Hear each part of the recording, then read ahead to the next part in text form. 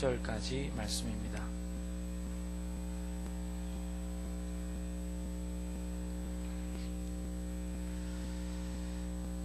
말씀을 한 절씩 교독하겠습니다. 선지자의 제자 50명이 가서 멀리 서서 바라보매 그 두 사람이 요단가에 서 있더니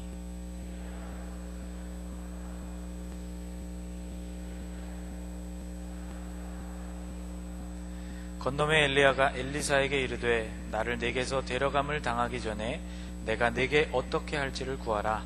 엘리사가 이르되 당신의 성령이 하시는 역사가 갑절이나 내게 있게 하소서 하는지라.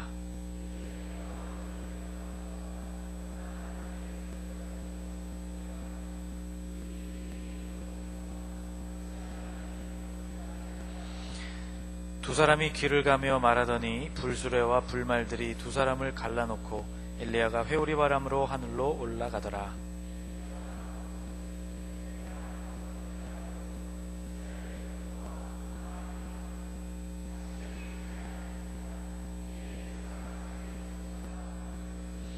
엘리야의 몸에서 떨어진 겉옷을 주워 가지고 돌아와 요단 언덕에 서서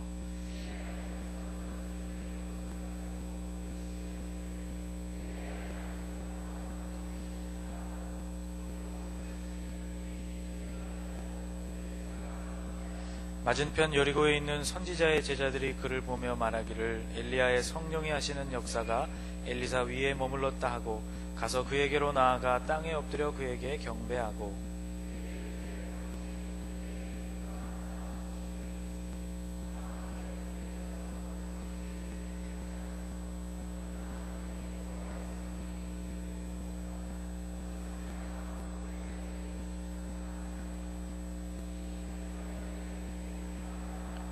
무리가 그로 부끄러워하도록 강청함에 보내라 한지라. 그들이 50명을 보냈더니 사흘 동안을 찾되 발견하지 못하고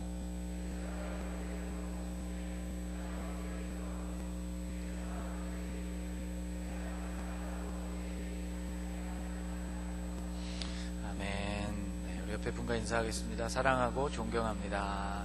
인사하실까요? 한 번 더 앞뒤에 계신 분들과 인사하겠습니다. 깨어 계시기를 바랍니다. 이 오후 시간이 아주 많이 졸린 시간이거든요.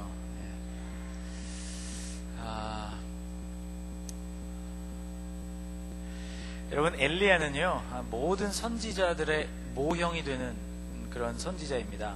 예수님께서 변화산에 올라가셔서 두 명을 만나셨죠. 누구누구를 만나셨죠? 한 사람은 모세였고 한 사람은 엘리야였습니다. 이 말은 율법을 대표하는 사람이 모세이고 또 선지자 모두를 대표하는 사람이 엘리야다, 그런 뜻이죠. 그래서 이 엘리야가 갈멜산에서의 모든 승리를 거두고 그리고 그의 사역은 거기서 마쳐지고 이제 그 사역이 엘리사에게로 승계가 됩니다. 열왕기하 2장에서 엘리야가 깨달은 것이 하나 있었는데 그것은 곧 하나님께서 자기를 하나님 곁으로 불러가실 것이라는 그런 깨달음이었어요. 그래서 하나님이 엘리야에게 데려가실 장소를 알려주는 곳을 따라서 엘리야가 장소를 옮겨가면서 하나님의 부르심을 기다립니다. 열왕기하 2장 2절 말씀을 보면요 이렇게 되어 있어요. 엘리야가 엘리사에게 이르되 청하건대 너는 여기 머물라. 여호와께서 나를 베델로 보내시느니라. 그런데 문제가 하나 있었죠. 하나님이 그를 데려가시는 곳으로 엘리야를 인도해 가시는데 문제가 하나 있었습니다. 뭐가 문제였죠? 무엇이 문제였을까요? 엘리사가 문제였습니다. 엘리사가 왜 문제였죠? 좀 조용히 혼자서 하나님 부르심을 받고 싶은 것 같았는데 후계자였던 엘리사가 눈치도 없이 계속 스승을 따라다닌 것이죠.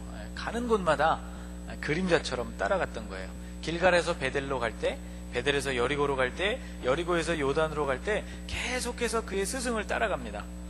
엘리야가요 그 제자였던 엘리사에게 3번이나 부탁을 했어요. 3번이나. 베델로 갈 때, 여리고로 갈 때, 요단으로 갈 때 뭐라고 부탁을 했냐면, 한번 따라해보세요. 청하건대 너는 여기 머물라. 세상의 스승이 제자에게 청하는 거예요. 지금 내가 너한테 부탁이 있다. 너 여기 있어라. 하나님이 나를 베델로 보내시는데 여기 길갈에 좀 너는 좀 있어주지 않겠니? 스승으로서 명령할 수도 있었겠지만 워낙 엘리사의 의지가 강했다는 것을 나타내 주는 것이죠. 청하건대 너는 좀 여기에 머물러라. 길갈에 머물고 베델에 머물고 여리고에 머물러라. 그렇게 간청을 했는데 어떻게 되는지 아세요? 다 거절됩니다. 그리고 엘리사가 뭐라고 얘기하냐면 내가 당신을 떠나지 않겠습니다. 그렇게 이야기하고 계속 스승을 따라가는 거예요. 이 모습은요, 다른 제자들이 볼 때에도 조금 민망했습니다.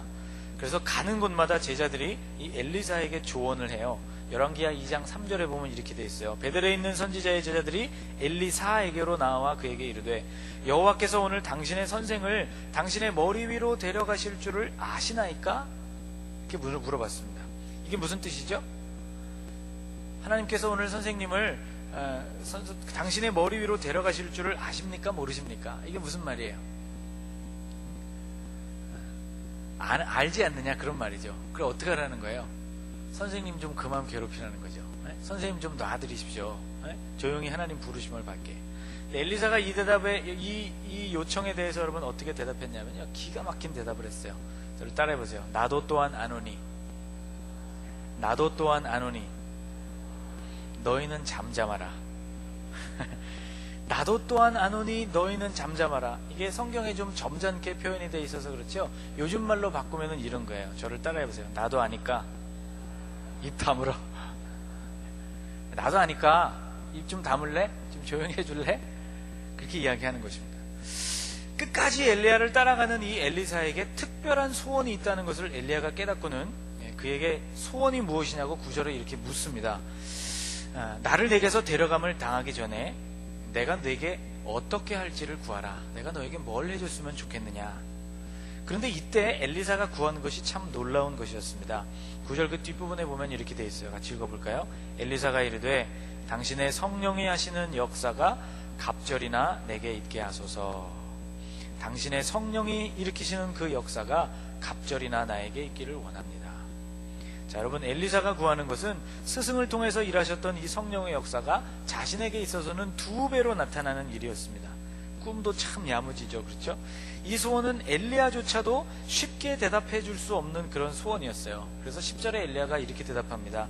이르되 내가 어려운 일을 구하는도다. 야, 네가 지금 요청하고 있는 것이 정말 어려운 일이라는 거 너도 알지? 그렇게 엘리야가 이야기하는 것입니다. 그러나 여러분, 결국 어떻게 됩니까? 이 소원이 응답됩니까? 안 됩니까?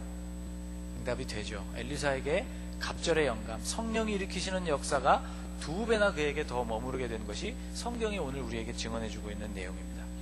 오늘 저와 여러분이 함께 묵상하고 이런 질문을 던져봐야 합니다. 이제 오늘 여러분에게 본론을 말씀드리려고 해요. 자, 이 분에 넘치는 것처럼 보이는 이 엘리사의 소원, 야무진 것처럼 보이는 이 엘리사의 소원, 도대체 그가 가지고 있었던 이 엄청난 소원이 왜 이루어졌느냐 하는 것입니다. 두 번째는 어떻게 이루어졌느냐 하는 것이죠. 왜 이루어졌고 어떻게 이루어졌느냐. 3가지를 저는 성경을 묵상하면서 발견하게 되었습니다. 첫 번째, 엘리사의 이 어려운 소원, 이 힘든 소원이 이루어진 첫 번째 이유는 이 소원이 하나님을 위한 소원이었기 때문입니다. 여러분, 정욕을 위해서 우리가 소원을 하나님 앞에 구할 때 그런 소원은 응답이 없다 그러셨어요.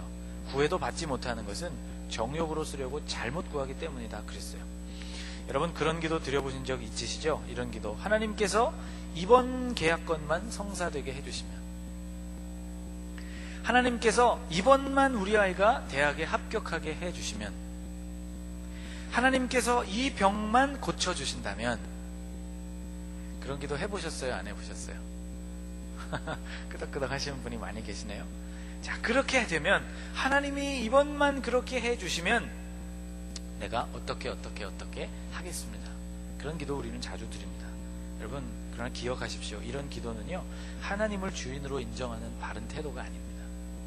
이런 기도는 하나님과 흥정하려는 기도이지, 시장에서 우리가 사람 물건 살 때 깎으려고 흥정할 때 하는 태도이지 하나님과 우리가 가져야 하는 태도가 아니에요.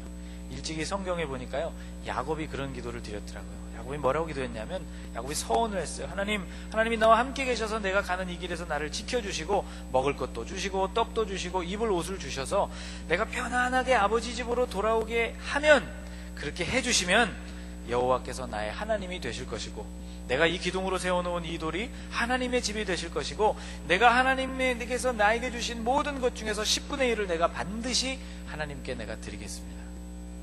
어떻게 해주시면요, 그 길에서 그와 함께 해주시고 지켜주시고 먹을 떡과 입을 옷을 주시면, 아니면 안 하겠다는 얘기죠.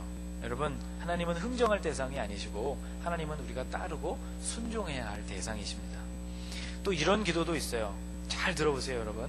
되게 수준 높은 기도예요, 이 기도는. 하나님께서 이번 계약권을 성사시켜 주심으로 하나님의 살아계심을 나타내 주십시오. 하나님께서 우리 아이가 이번에 대학에 합격하는 것을 모든 사람으로 보게 하여 주심으로 많은 사람이 하나님께 영광을 돌리게 해 주십시오.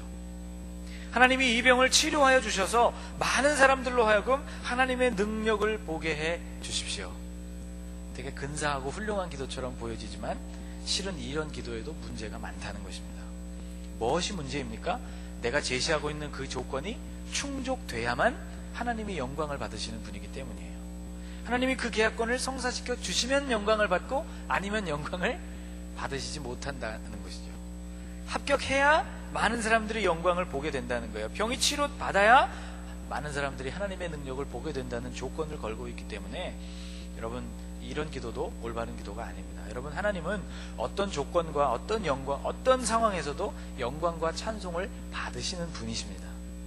계약의 성사와 관계없이, 아이의 대학 합격과 관계없이, 병이 치유되는 것과 관계없이, 사실상 아무런 그것과 상관이 없이 하나님은 언제 어디서나 이미 영광스러운 분이시라는 거예요. 우리가 이것을 인정해야 하는 거예요. 우리가 다 실패하고 무너졌어도 하나님은 그 순간에 여전히 영광스러운 분이신 거예요. 여러분이 그것을 고백하실 수 있기를 간절히 축복합니다. 내 욕심과 소원을 하나님의 영광과 그렇게 결부시켜서 하나님을 교묘하게 이용하려고 하는 태도, 이것은 잘못된 마음에서 비롯된다는 것이에요. 우리는 욥에게서 배워야 돼요. 욥이 어떻게 기도했냐면 이렇게 기도했어요. 욥기 1장에서 내가 모태에서 알몸으로 나와 싸운즉 알몸이 그리로 돌아가올지라. 주시니도 여호와시오 거두시니도 여호와시오니 여호와의 이름이 찬송을 받으실지이나 하고 이 모든 일에 욥이 범죄하지 아니하고 하나님을 향하여 원망하지 않았다고 했습니다. 여러분, 우리는 하나님의 영광을 구하는 척하면서 실은 우리의 소원과 우리의 욕심을 추구하는 그런 기도들을 멈춰야만 합니다. 여러분, 우리의 필요를 위해서 우리가 기도할 때 여러분 그때 얼마나 간절해지는지 몰라요. 제가 놀라는 것 중에 하나는 11월 달에 되어서 수능 기도회를 열잖아요. 그러면 교회에 별로 안 나오시던 어머니들도 수능 기도에 나오시는 걸 보면서 놀라요. 자녀들이 대학교에 입학하고 그날 수능 잘 보는 것이 그들에게 그렇게 중요한 문제라는 것을 증명해 보이고 있는 것입니다. 우리는 우리의 필요를 따라서 기도할 때는 얼마나 간절해지는지 몰라요. 그런데 여러분, 하나님의 소원으로 여러분 얼마나 간절하게 기도하십니까? 엘리사의 소원, 그의 소원이 응답받은 비결은 그의 마음에 품고 있었던 소원이 하나님의 소원이었다는 것입니다. 자신의 성공을 위한 그런 소원이 아니었다는 거예요. 엘리사에게 맡겨진 그 세대는 엘리야 때보다도 훨씬 더 악하고 거칠게 하나님께 저항하는 세대였기 때문에, 그래서 엘리사는 그와 함께 하시는 성령의 역사가 스승 때보다 훨씬 더 강력해야 한다는 절박함을 느낀 것입니다. 그래서 갑절이나 되는 성령의 역사를 구했던 것이죠. 그리고 그의 그 소원은 하나님의 마음에 맞는 소원이었다는 것입니다. 솔로몬의 소원이 그랬죠. 하나님의 백성들을 위하여 지혜를 구했던 그의 소원이 하나님의 마음에 맞은 소원이었기 때문에 지혜도 주셨고 그 이외의 것들도 솔로몬에게 하나님이 더하여 주셨어요. 너희는 먼저 그의 나라와 그의 의를 구하라. 그리하면 이 모든 것을 너희에게 더하시리라. 우리가 너무나 잘 알고 있는 말씀이지만 잘 실천하지 않는 그런 말씀입니다. 사랑하는 여러분, 엘리사의 소원이 응답된 첫 번째 이유는 그의 소원이 하나님을 위한 소원이었기 때문입니다. 엘리사의 소원이 왜 어떻게 응답되게 되었느냐, 그 두 번째 이유는 엘리사가 엘리야에게 열쇠가 있다고 믿었던 사람이었기 때문입니다. 자, 엘리야는요, 이 엘리사가 가지고 있는 이 소원이 아주 황당하고 어려운 소원이라는 것을 알았어요. 그런데 그에게 응답받을 수 있는 방법을 알려줍니다. 그런데 응답받는 그 방법이 좀 의외예요. 어떻게 알려주느냐면 10절 말씀에 이렇게 말씀하고 있어요. 나를 내게서 데려가는 것을 내가 보면, 하나님이 나를 너에게서부터 하늘로 데려가시는 것을 내가 보게 되면 그 일이 내게 이루어질 것이다. 여러분, 성령의 능력, 갑절에 성령의 능력을 구했는데, 여러분 성령의 능력은 어떤 곳에서 여러분 얻을 수 있다고 생각하십니까? 보통 우리의 생각에는 신령한 기도원, 어디 특별한 장소, 혹은 특별한 사람들을 통해서 우리에게 주어진다고 생각하죠. 그런데 엘리야가 이 엄청난 엘리사의 소원을 이루기 위해서 산으로 가라고 말하지 않았다는 거야. 그래? 내가 그런 갑절이나 되는 영감을 받기를 원하느냐? 네가 40일 금식을 해라. 어디 기도원을 찾아가라, 산으로 들어가라, 하나님의 은혜를 구해라, 그렇게 이야기하고 있지를 않다는 거예요. 엘리야가 내건 조건은 딱 하나였어요. 나를 너에게서부터 데려가시는 것을 내가 만약 보게 된다면 그것이 이루어지게 될 것이다. 여러분, 이게 무슨 말인지 아십니까? 성령의 역사가 2배나 되는 이 엄청난 일들이 나타나게 되는 비결은 자기의 영적인 스승과 끝까지 함께 하는 데 이 비결이 놓여 있었다는 것입니다. 성령의 역사는 영적 스승의 권위를 절대적으로 인정하고 그와 동행하는 곳에서 나타났다는 거예요. 기도원에 가야지 응답이 있다고 말하는 사람들은요, 평생 기도원을 다녀야 합니다. 왜냐하면 평생 기도 응답받을 제목들이 우리의 삶의 주변에 널려 있기 때문이에요. 여러분, 교회에서 기도하는 버릇을 들이십시오. 교회에서 응답받는 체험을 여러분 하게 되시기를 바랍니다. 공예배에서, 교회의 기도 모임에서, 교회 학교의 예배와 속회 모임을 통해서 그곳에서 여러분 성령의 역사를 체험하시게 되시기를 간절히 축복합니다. 이단 사이비들은요, 어떤 특별한 곳에 가야 특별한 것들을 배우고 특별한 일들을 체험할 수 있다고 우리에게 현혹합니다. 여러분, 속지 마십시오. 주님은 주님의 이름으로 모인 2-3사람과 어디서든지 함께 한다고 우리에게 말씀해 주셨어요. 내 이름으로 2-3사람이 모이면 내가 그들 중에 함께 하겠다고 약속해 주신 것이죠. 자, 엘리사는 이것을 알았기 때문에 스승을 정말 귀찮을 정도로 따라다닌 것입니다. 하나님의 질서와 하나님의 영적인 권위를 통해서 나에게 갑절이나 되는 성령의 역사가 나에게 임할 것이라는 분명한 확신이 있었기 때문에 제자들의 만류에도 불구하고, 엘리사의 요청에도 불구하고 엘리사는 포기하지 아니하고 귀찮을 정도로 스승을 따라다녔다는 거예요. 응답의 열쇠가 거기에 있다는 것을 확실하게 알았기 때문입니다. 바울은요, 갈라디아 교회의 편지를 보내면서 이렇게 충고했어요. 가르침을 받는 자는 말씀을 가르치는 자와 모든 좋은 것을 함께 하라. 가르치는 자, 가르침을 받는 자는 가르침을 주는 자와 함께 늘 함께 하라는 거예요. 좋은 것에도 함께 하고 어느 곳에서도 함께 하라는 것이죠. 하나님의 역사가 영적인 스승들과 함께 나타난다는 것을 우리에게 말씀해 주고 있는 것입니다. 그러므로 교회 학교 학생들은 교사를 그림자처럼 따라다녀야 하는 것입니다. 속회원들은 속장님을 그림자처럼 따라다녀야 하는 것이죠. 엘리사의 소원이 이루어진 2번째 이유는 그가 영적인 질서를 이해하고 영적인 스승과 언제나 함께 했기 때문이라는 것을 지금 말씀드렸습니다. 3번째, 엘리야의 소원이 이루어진 3번째 이유는 이것입니다. 저를 따라해보세요. 엘리사는 성령님을 온전히 알았다.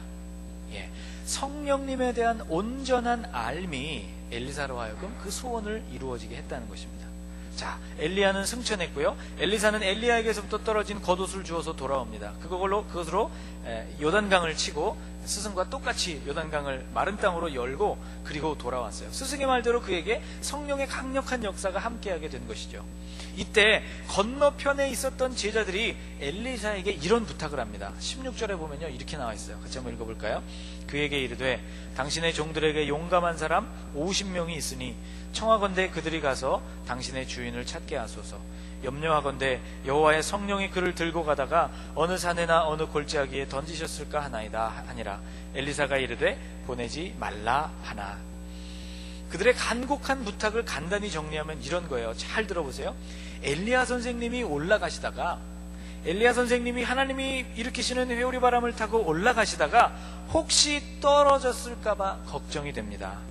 그러니 용감한 사람 50명을 수색대로 편성을 해서 우리 선생님을 찾게 보내는 것을 좀 허락해 주십시오. 저는 이 대목에서요, 왜 하나님께서 그렇게 수많은 제자들이 아니라 엘리사라는 사람을 하나님이 엘리야의 후계자로 선택했는지를 알게 되었습니다. 엘리사 이외에도 수많은 제자들이 있었지만 그들의 문제는 무엇이었냐면 그들은 하나님을 잘 몰랐다는 것입니다. 성령의 역사를 잘 몰랐다는 거예요. 16절을 여러분 다시 한번 들여다보세요. 거기 중간쯤에 보면 이렇게 돼 있어요. 여호와의 성령이 그를 들고 가다가 어느 산에나 어느 골짜기에 던지셨을까 하나이다. 이게 무슨 말입니까? 그들이 온전히 성령이 하시는 일을 신뢰하지 못했다는 뜻입니다.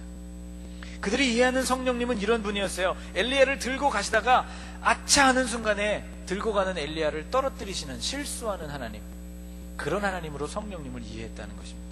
어쩌면 이렇게 덜 떨어지고 실수투성이인 존재로 성령님을 그들이 이해하고 있는지 저는 이해가 안 됩니다. 그들은 성령님을 잘 모르면서도 성령님의 능력은 사모하는 사람들이었어요.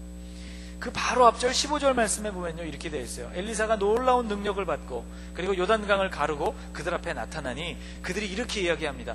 엘리야의 성령이 하시는 역사가 엘리사 위에 머물렀다, 그렇게 감탄하면서 엘리사에게로 나아가서, 놀랍게도 뭐라고 말씀에 기록되었냐면 그에게로 나아가 땅에 엎드려 그에게 경배했다고 되어 있습니다. 누구를 경배했다는 것입니까? 엘리사를 경배했다는 것이죠. 성령의 능력이 머물고 있는 엘리사 앞에 절하고 그를 경배했다는 거예요. 성령님에 대한 신뢰는 하나도 없으면서 나타난 능력과 그 능력이 머물고 있는 그 사람을 경배하는 잘못된 신앙을 가진 사람들이 바로 이 제자들이었다는 것입니다. 여러분, 우리가 성령님에 대해서 오해하는 것이 하나 있어요. 성령님을 무엇이라고 우리가 오해하냐면 성령님은 능력이라고 오해합니다. 성령님은 무슨 힘이라고 오해하는 거예요. 여러분, 성령님은 하나님이십니다. 저를 따라해보세요. 성령님은 하나님이십니다. 성령님이 하나님이시라는 뜻은 이런 뜻이에요. 성령님에게도 격이 있다는 것이에요. 우리에게는 인격이 있고 하나님에는 신격이 있는 것처럼 성령님에게도 격이 있다는 거예요. 성령 받으라, 그런 말 많이 하죠. 여러분, 이것은 예수님이시기 때문에 하실 수 있는 말이었어요. 요한복음 20장 22절, 이 말씀을 하시고 그들을 향하여 숨을 내쉬며 이르시되 성령을 받으라. 예수님은 그렇게 말씀하실 수 있었어요. 왜냐하면 성령은 하나님의 영이고 당신 안에 머무시는 영이었기 때문이죠. 그러나 우리는 그렇게 말할 수 없어요. 성령 받으라, 그렇게 말할 수 없어요. 우리가 성령을 줄 수도 없거니와 우리가 성령을 주관할 수 없는 존재이기 때문입니다. 함부로 우리가 쓸 말이 아니에요. 성령님이 무슨 물건처럼 그렇게 받게 나눠줄 수 있는 존재도 아니고 그렇게 받을 수 있는 존재도 아니에요.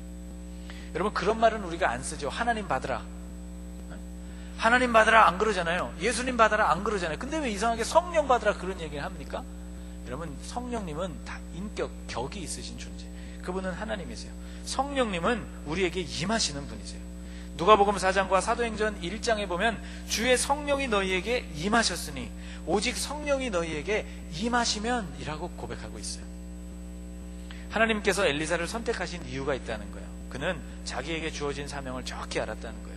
그런데 그 사명이 얼마나 어려운 사명인지, 얼마나 기가 막힌 사명인지, 얼마나 위험천만한 사명인지, 얼마나 사람들에게 미움을 받을 만한 사명인지를 잘 알았어요. 그걸 잘 알았기 때문에 엘리사는 그 일을 완벽하게 이루실 수 있는 분이 신실하신 성령님 외에는 없다는 것을 분명하게 알았던 것이죠. 그래서 2배나 되는 성령의 역사가 내게 머물기를 원한다고 소원을 했던 것입니다. 그래서 스승을 귀찮게 한 것이고, 이제 좀 그만하라고 말하는 제자들에게 뭘 모르면 입 다물고 있으라고 이야기할 만큼 성령께서 그를 붙들어 주실 때에야 이 일을 할 수 있다고 하는 분명한 믿음이 그에게 있었다는 것입니다. 제자들에게는요, 전혀 그런 알미 없었어요. 여러분, 오늘 여러분에게는 이런 믿음이 있으십니까? 성령님은 완전하시고 섬세하셔서 작정하신 일을 이루어 가시는 전능하신 하나님의 영이라는 것을 여러분 믿으십니까? 여러분, 오직 이분을 의지하고 이분을 의지하시는 여러분들이 되시기를 축복합니다. 엘리사의 소원이 이루어진 3번째 이유, 그가 성령님이 어떤 분이신지에 대한 분명한 알미 있었기 때문이었습니다. 여러분, 엘리사의 소원을 응답하신 이 하나님과 오늘 우리가 섬기는 하나님은 동일한 하나님이십니다. 여러분, 그러면 우리의 소원은 어떻게 응답될까요? 엘리사가 응답받은 것과 똑같은 절차를 우리가 밟게 될 때 우리도 응답받게 된다는 것입니다. 하나님이 기뻐하실 만한 소원을 품을 때, 응답의 열쇠가 영적인 질서 안에 있음을 믿을 때, 성령님만이 완전하신 분임을 믿고 그분만을 의지할 때, 여러분, 우리의 생의 소원은 그리스도 예수 안에서 응답되게 되어 있습니다. 엘리사처럼 여러분, 하나님의 능력이 여러분과 저의 삶에도 나타나게 되시기를 주님의 이름으로 축복합니다. 기도하겠습니다.